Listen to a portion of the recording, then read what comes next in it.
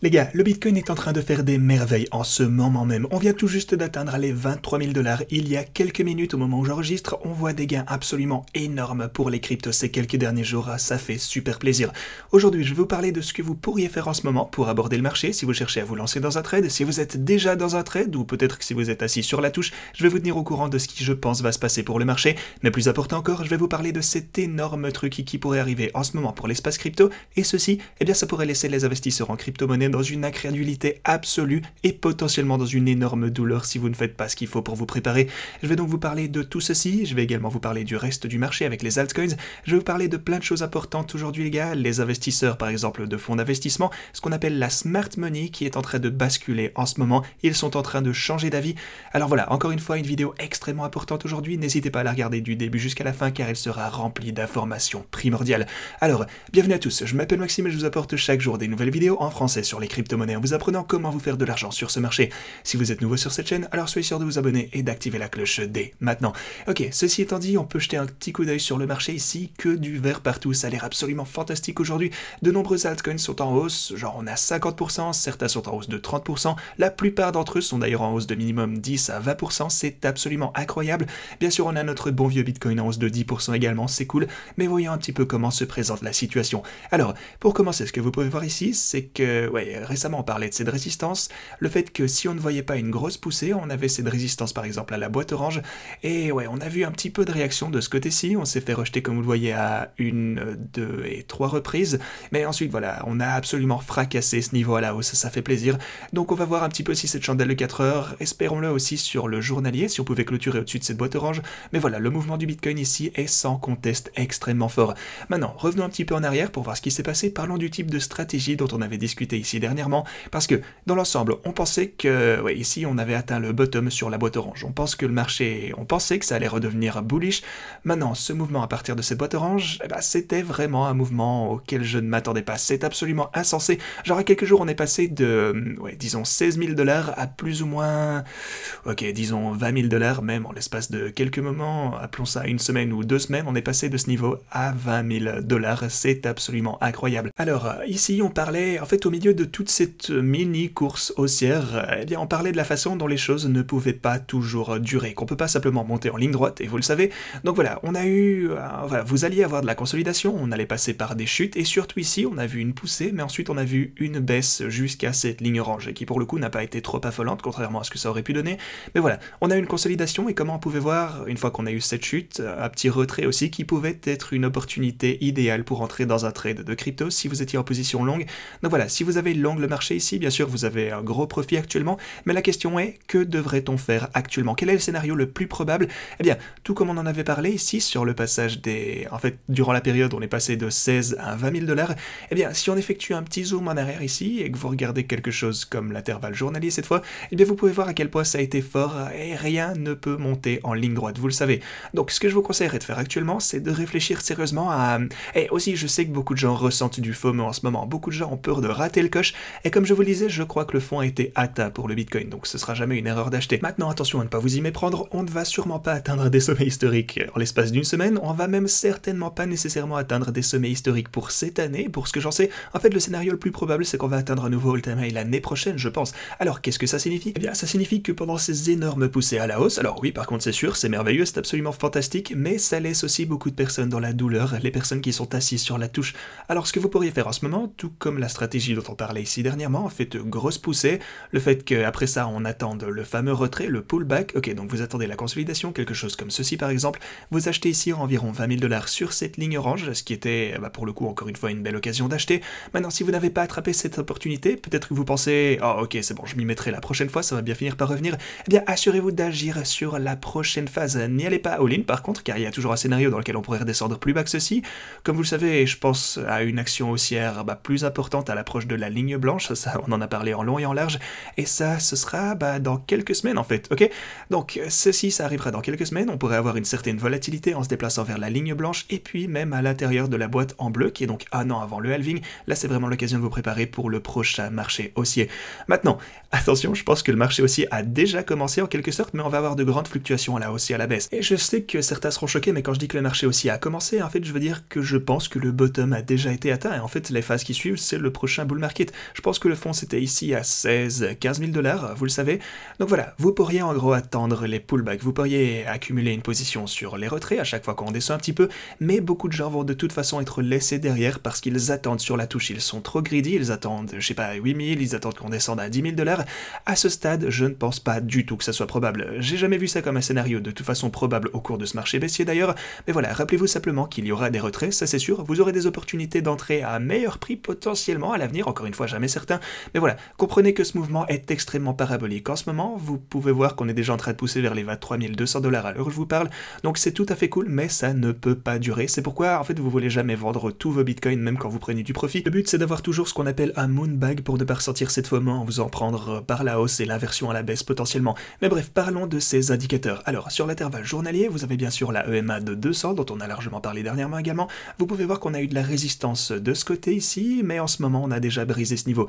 Espérons qu'on pourra rester au-dessus donc de cette EMA de 200. Si on dézoome par contre, vous savez déjà qu'en cas de dépassement habituel de cette fameuse EMA de 200, on a tendance à avoir une grosse poussée, mais ensuite on commence à se renverser. C'est généralement ce que vous voyez, vous avez ça y est, boum, ouais, vous l'avez, ouais, la même chose ici, mais cette fois-ci c'est intéressant car on a eu une poussée au-dessus, on a eu un retrait, bonne occasion d'acheter le dip d'ailleurs, et puis on a eu encore davantage d'actions à la hausse. Donc voilà, en tout cas on gardera un œil là-dessus, mais une chose importante à surveiller également, ce sont les moyennes mobiles, vous le savez, et non pas sur l'intervalle journalier, enfin pas nécessairement, mais sur l'intervalle hebdomadaire cette fois-ci. Vous avez les moyennes mobiles juste ici, donc voilà, ici on est sur le chemin à 24 800 $, et ça c'est, non désolé, plutôt 24 600 $, mais bref.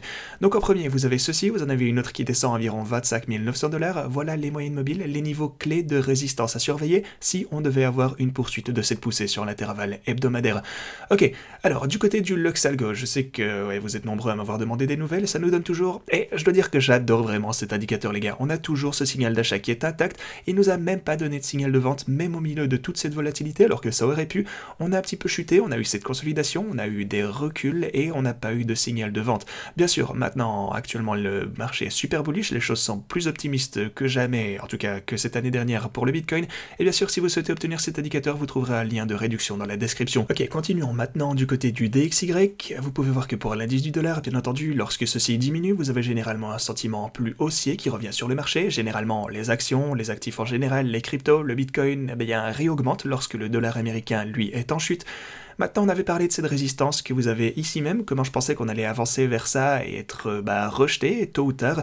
À partir de ce point, on a déjà perdu plus de 11% sur l'indice du dollar, les gars. C'était encore une fois, ouais, le sommet a plutôt bien été identifié. L'indice du dollar est orienté à la baisse actuellement et ça ne risque pas de changer, je pense. On parlait un peu de la façon dont on a cassé cette boîte orange à la baisse et vous pourrez voir une accélération vers la baisse, encore une fois. C'est ce qu'on a eu ouais, quand l'indice du dollar s'affaiblit. La monnaie fiduciaire n'est pas la solution. De toute façon, elle ne l'a jamais été et avec le temps, ça va se diriger vers zéro. C'est pour ça qu'on aime autant le Bitcoin, c'est absolument fantastique.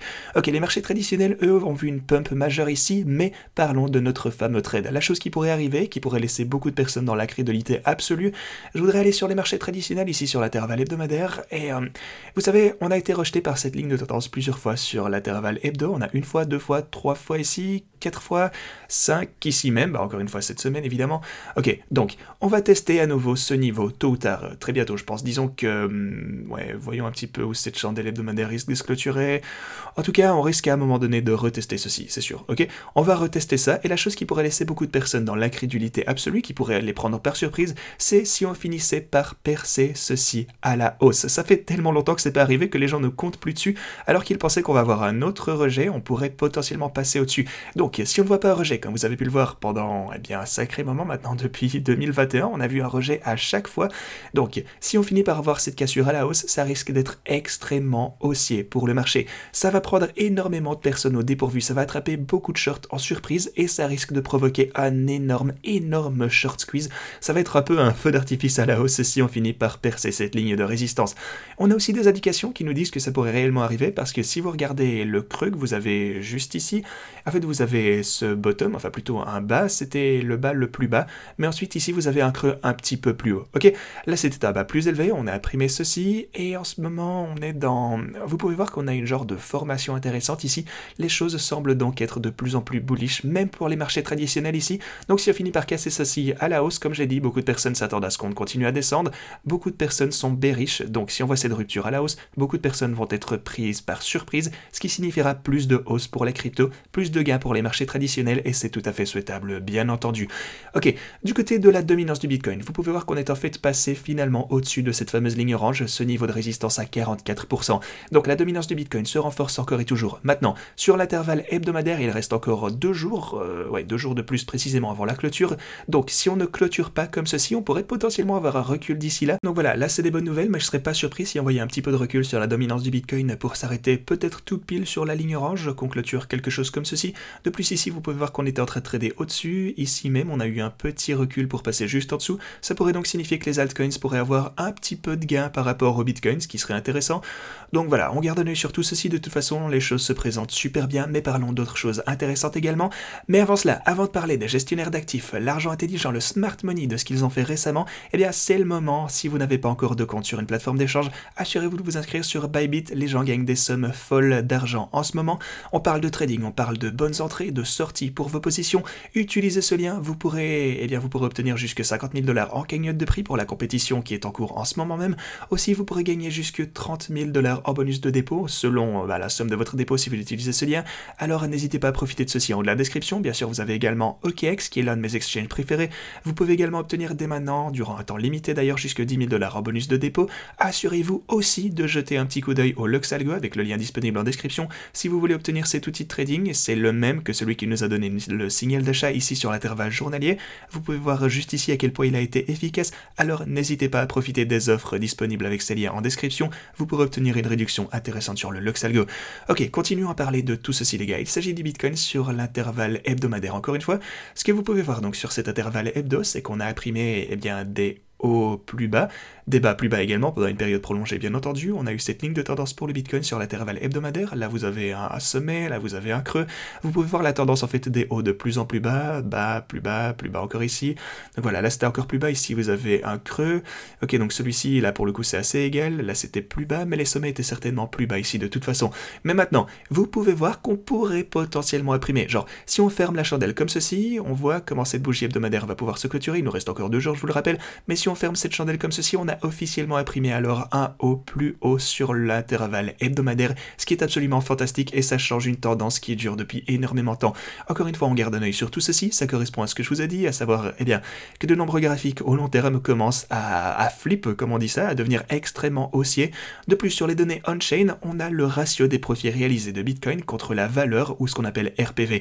C'est quelque chose qui a identifié les bottoms précédemment, c'est quelque chose que je vous ai montré également ici sur la chaîne par le passé, et c'est quelque chose qui nous indique comment on est... Genre, sur cette plage, en fait, vous voyez qu'on s'est trouvé dans cette zone, on a eu un bottom sur la ligne violette que vous pouvez voir juste ici, on est descendu là en 2015, ici on descend pareil en 2019, ici même on a eu ce creux, on a eu ce bas ici également en 2023 ainsi qu'en 2022, alors gardez un œil sur tout ceci, gardez un œil sur ces informations, ça pourrait encore une fois identifier le bottom.